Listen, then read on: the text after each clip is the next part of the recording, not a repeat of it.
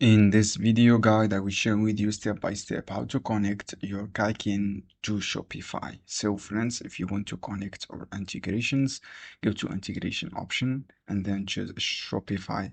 You will redirect it to this install Qikink Shopify apps. Then click here. You will redirect it to apps of for Shopify. This is an extension. As you can see here, make sure this is an original extension. Click install, and then you should be signed in to existing account.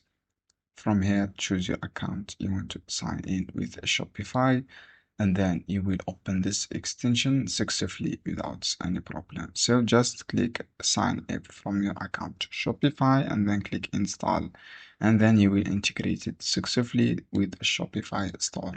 This is how you can do, friends. I hope this guide helpful for you, and don't forget give like and give share this video for more content, and click log in and then click on install. I hope this guide helpful.